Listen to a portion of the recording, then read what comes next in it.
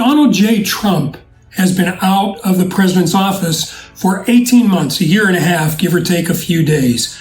And through everything, it's kind of funny because he still, to this day, seems to be the gift that keeps on giving. Tell you what I mean in just a minute.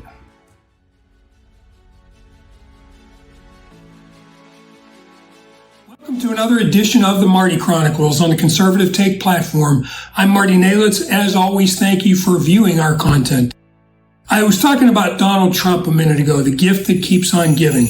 Let's, as always, give this a little bit of context. I'm going to back up a little bit. Let's look at our world today. Ukraine. There's not much to say about it. People are dying there. I know this. I'm certain of it. So I don't want to seem unconcerned about that. But once again, just this past week, the Biden regime announced they were sending another $800 million in aid to Ukraine. Now, I don't want to be just skeptical, but this is, again, these weapons and this money seems to be disappearing. In the past, the biggest contributor to the Clinton Foundation, for example, was always Ukraine. It has a reputation, the country has a reputation of being the money laundering capital of the world. Again, I know people are getting hurt there. I'm not oblivious to that. But what is this really all about? Again, we're sending more money, more weapons. You've probably seen the reports of missiles, anti-aircraft missiles for sale on social media. Just last week, the wife of a bureaucrat, fairly low-level bureaucrat, was stopped trying to pass into Western Europe carrying 28 million American dollars in cash, carrying it with her. There's something just funny going on there. Again, what's going on in America? Look around you. Crime is rampaging in blue cities. I live just outside one, and it's not a big one, Pittsburgh, one of the friendliest places on earth, and I wouldn't go down to downtown Pittsburgh today for a bet. I wouldn't do it. It's dangerous. The mayor, the outgoing mayor, actually acknowledged that. He said, if you're worried about that, if you're worried about your safety, go to the suburbs, which is what everybody's doing. In cities like Chicago, New York, you don't need me to tell you this. The crime is rampaging and nobody cares. Let's talk about inflation. We're told again, inflation rate is at like 8.6%. If you buy gas, if you buy groceries, you're going to think that's a little bit off. And I saw something this week that I think is really interesting. There's an economist named John Williams, and he put out a graph pointing out that prior to 1983 in America, inflation was calculated differently than it is today. If you calculated inflation, and if you look at it, maybe you'll agree with me, it's probably a little bit more fair. If you calculate inflation by the same method that they did prior to 1983, inflation in America today is actually at 16%.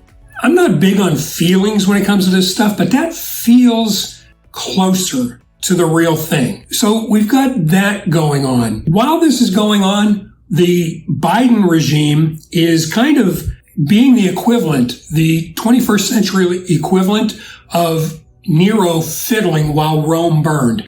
The Biden regime, instead of worrying about these things, is spending their day worried about pronouns in our military and trying to coerce tribal leaders in America to allow them to put Planned Parenthood clinics there. Because, we've had a turnaround on that.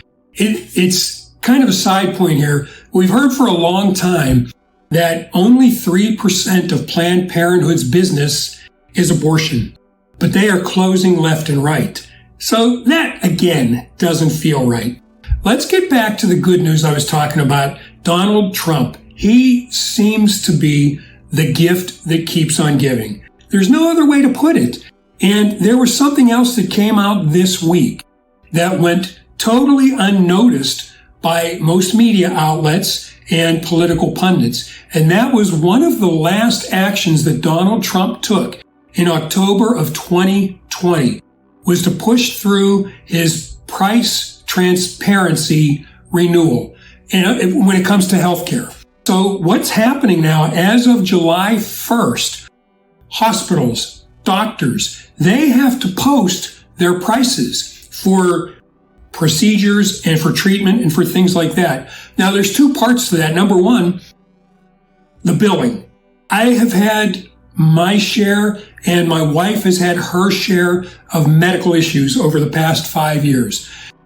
Some of them have been ongoing, and you're always kind of up in the air on the billing. Did I pay for this? I thought I paid for this. And you can eventually track things down, but it's labor intensive. Well, now the billing is going to be a lot more clear, but there's other parts to that in the transparency. In other words, if you have whatever you would consider to be a minor medical procedure or treatment, you can actually shop around. I am not an advocate of getting the cheapest medical care. I'm not an advocate of that. That doesn't make any sense to me. You want the best medical care.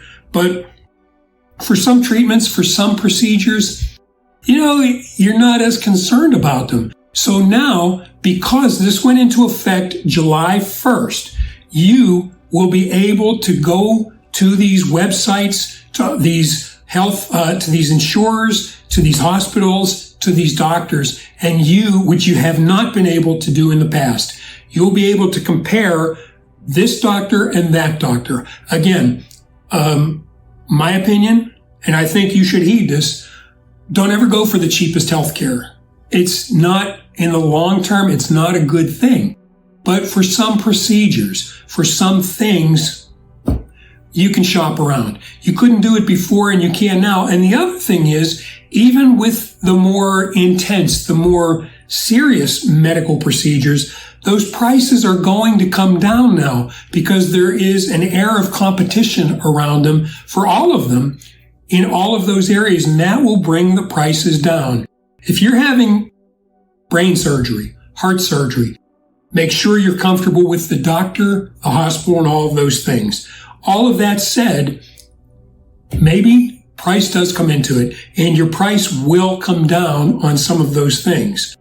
So we have that going on. Now, we've heard the really good news, certainly, and we've covered it here on this platform many times, the overturning of Roe versus Wade from SCOTUS, the concealed carry permit ruling that knocked out New York's whatever they were trying to do. For the record, if you're following that, the state of New York is doing everything they can to find gray areas so that they can still restrict the Second Amendment. But that was a great ruling. They ruled that the state legislature in North Carolina could defend their voter ID law. And of course, one of the biggest, we said this recently, and I stand by this, one of the most important SCOTUS rulings came out at the very end of the session, and that was West Virginia versus EPA. And in that, the Supreme Court of the United States held that the EPA, and by extension, you would think any administrative agency cannot take the place of the legislature. We've seen this, right? Especially with things like climate change. The EPA has taken the lead on saying, this is what we're going to do, this is how we're going to do it.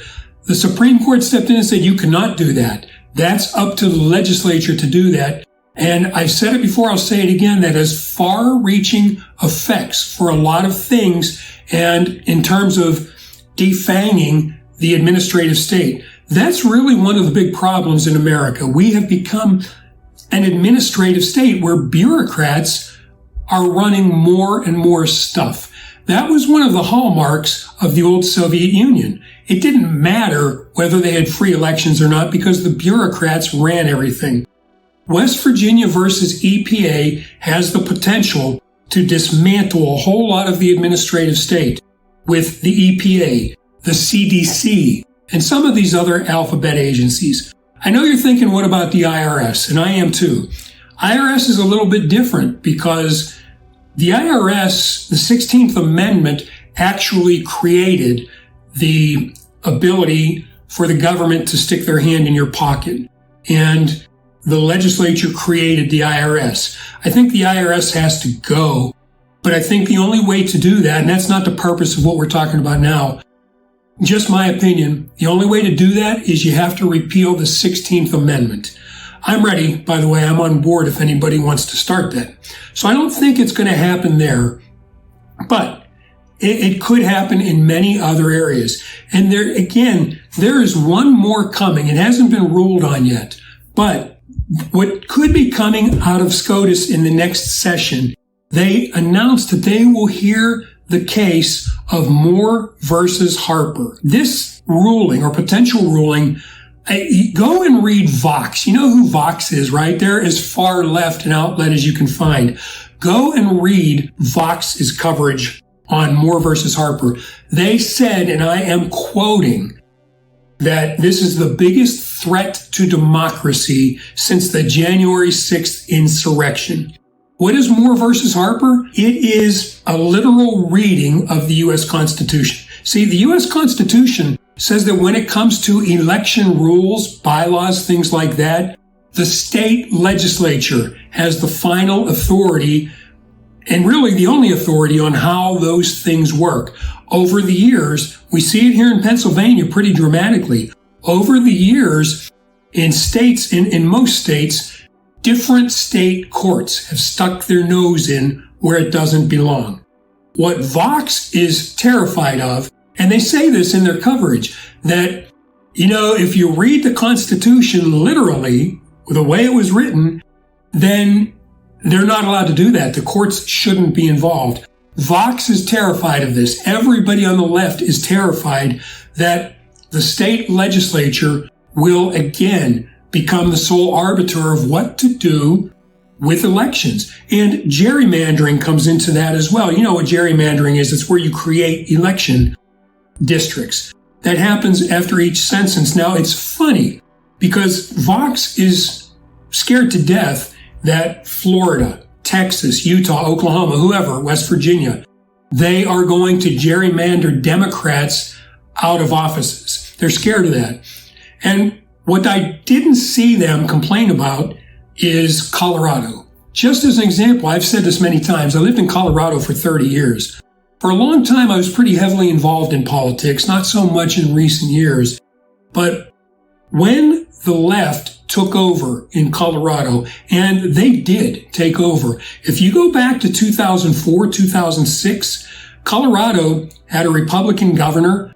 All 4 state offices were Republican. Both U.S. senators were Republican. They held majorities in both state houses and other things like that. Today, there is no trace of that.